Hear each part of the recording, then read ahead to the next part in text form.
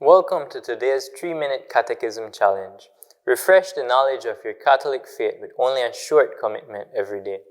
With these short videos, beautifully animated in a hand-drawn style, learning about the faith has never been so engaging.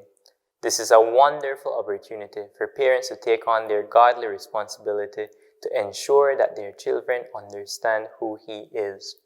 All who participate faithfully will have a good foundation of knowledge of their Catholic faith. Today's topic is, does atheism lead to a better world?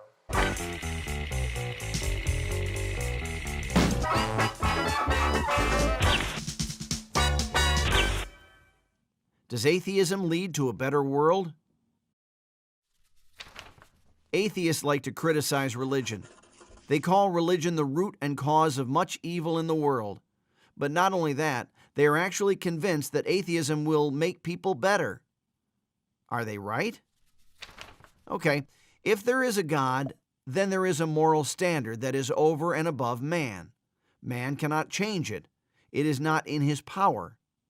The resulting moral order applies to all people equally, the poor and the rich, the strong and the weak.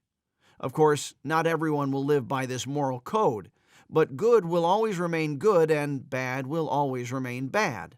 Now, what would happen if there were no God? Well, there wouldn't be any moral absolutes.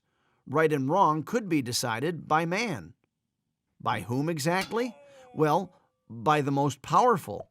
Only the most powerful can enforce standards on others, at least until someone even more powerful comes along.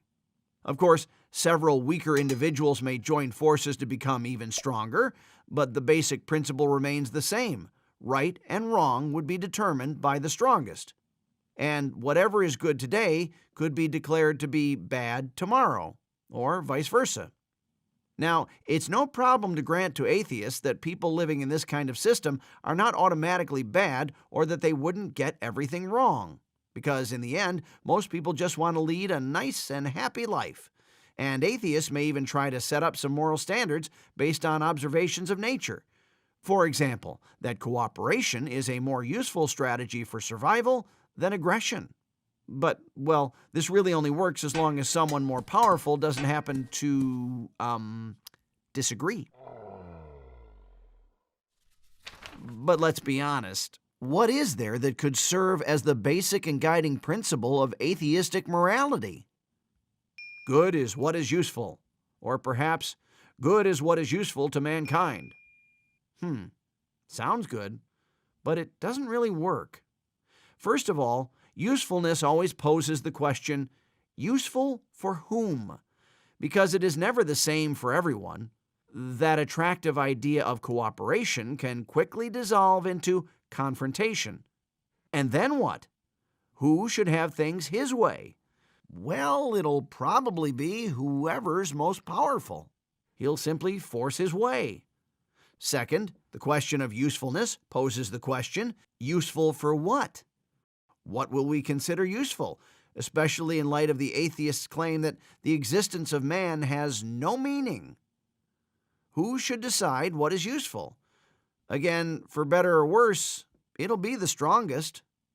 We see that in principle there are only two possibilities. There is a God, and then there is a binding moral code, or there is no God, and then there is no law except the one forced on us by the will of whomever's strongest. The heartless law of the strongest has reared its ugly head many times throughout history. We see it in dictatorship and racial fanaticism. In materialism, man has no dignity, no worth, no rights. His life is not sacred. The weak will be crushed by the strong.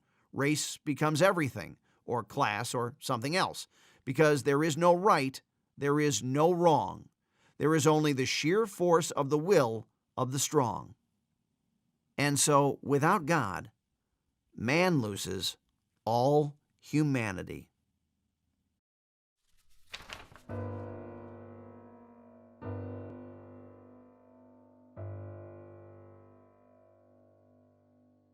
Don't forget to get your copy of the Catechism of the Catholic Church at the Ave Maria bookstore here at Guadalupe Media while supplies last.